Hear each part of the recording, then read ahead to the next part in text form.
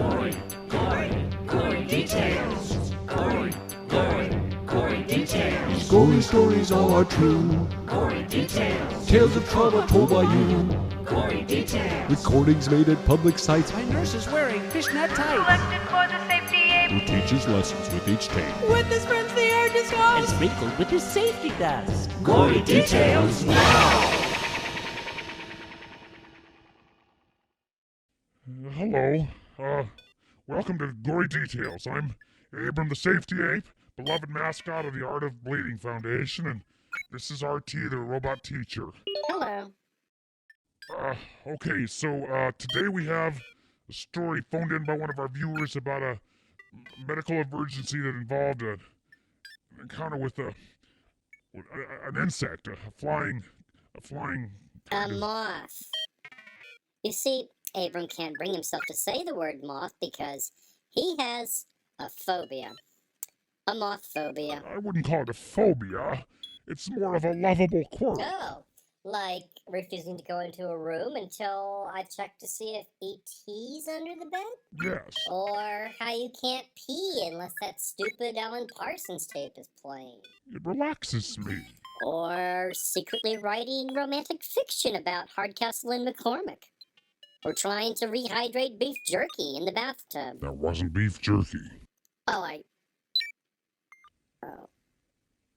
Anyway, you wouldn't understand. Phobias are too illogical for a robot. That's not true.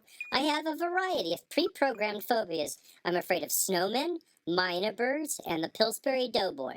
Also of looking at clock faces when the hour and minute hand are in the same position and you can't see the hour hand and it seems like it might be in the room somewhere, hiding. It's not the same. Well, maybe you need counseling. It's probably rooted in some childhood trauma, and by that I mean sexual molestation. Try to think. Were you ever molested as a child? Maybe you went up on a ladder to clean up some dead moths? Dead moths? Yes, dead moths in a lamp fixture.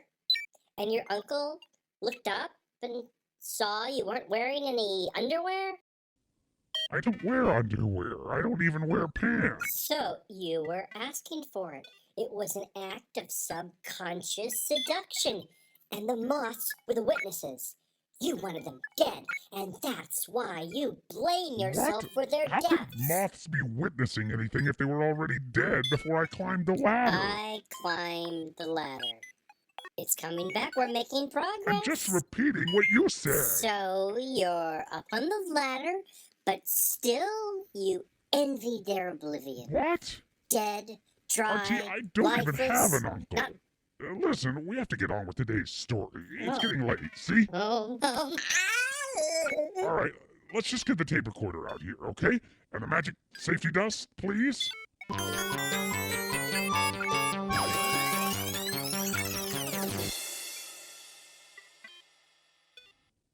So, let me remind everybody, the story we're about to hear was recorded by an audience member just like yourself, but the visuals you'll see are the product of imagination, as symbolized by the creative visualization power of our magic safety dust.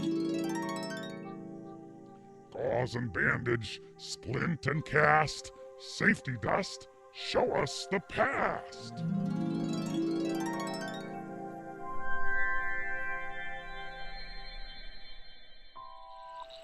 Hi, this is Chelsea V.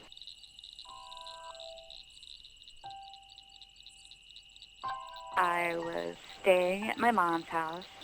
It was the summertime, and I came home at about 2 o'clock in the morning and fiddled with my keys and disturbed a group of moths that was hanging around the light outside. And the worst part was one of those moths flew into my ear canal and wasn't able to fly back out again. And the worst part was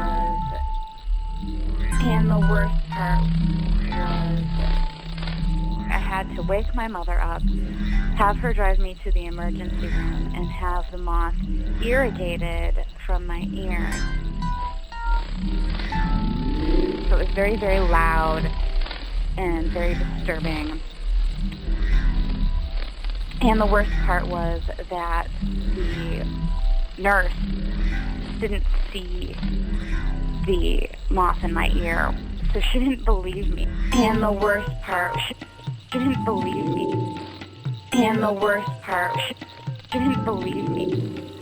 I had been doing kind of a lot of drugs that summer, so I actually thought for a second that I might be completely losing it. And the worst part, and the worst kind of a lot of, and the worst part, and the worst kind of a lot of,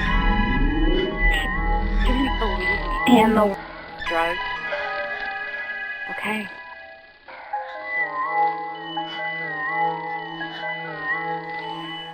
But they were able to find it eventually, and they irrigated it out of my ear, and then the damn little fucker tried to crawl back into my ear because it was afraid. And the worst damn little fucker didn't believe me. And the worst damn little fucker didn't believe me. And the worst damn didn't believe me. And the worst So the whole thing, like I said, took about 2 hours. Okay, thanks.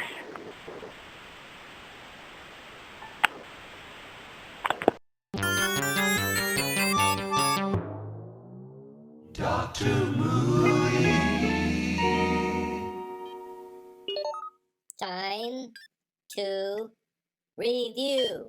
Quite a mouth on that girl. Abram, Oh, I do like a girl with spunk. Abram, are you afraid moths fly? You don't need to do that, Ear? Artie. I can hear everything you're saying just fine. Well, now, earmuffs may be one method of blocking out moths, though hardly advisable on a warm summer evening such as the one described. Stop signing, Artie. You don't know sign language. You're just making it up. It's for our hearing impaired friends. They don't need your make-believe signs. They can read lips. What?